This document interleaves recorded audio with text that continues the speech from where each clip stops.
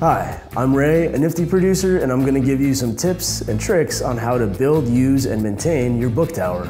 One of my favorite tools that I used in this project is a speed square. It says so right in the name. It's going to help you have quick measurements. It's going to help you get into those little cuts. It's just one of those things that I highly suggest getting because it just makes everything easier. Speed squares are relatively cheap and they do come in a variety of sizes. Honestly, it's going to make a difference whenever you're making measurements. If you're trying to put this project together and you're afraid of using a circular saw, I would suggest using a Japanese pull saw.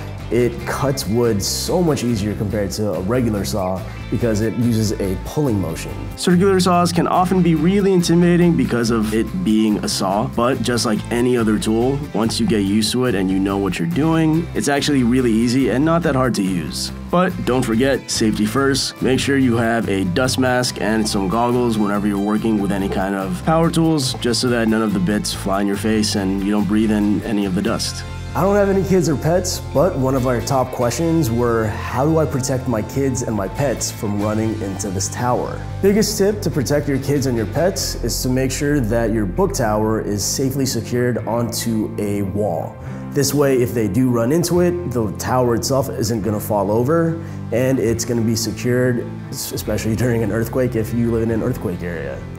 You can also use these little corner felts to attach to all of the corners of your shelves. So if someone runs into it, it won't hurt as much because at the end of the day, a corner is a corner, and if you run into a corner, it's gonna hurt. Another tip is to place your book tower in a low traffic area. If you know there's gonna be a lot of people walking by this book tower, try to make sure that it's safely put away in the corner so that you have less people running into it.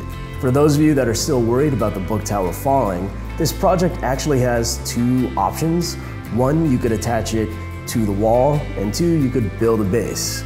If you're really that worried, go with the one that attaches it straight onto the wall, because if it's attached to the wall and it's secured, it's not gonna fall over.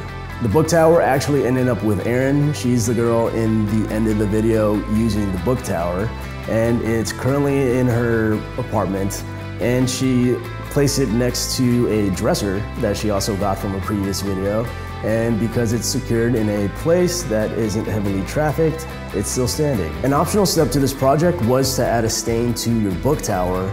If you're afraid or you rather not use store-bought stains, we have a video that shows you how to make some natural homemade stains using vinegar, steel wool, coffee, tea, wine. Really, depending on what color you want, you can get a really good natural stain using that process. So make sure you check that video out as well. That's why I don't have kids. Like, I take the kid to Disneyland and I buy them a gift on Amazon. I'm the fun uncle. That's what I do.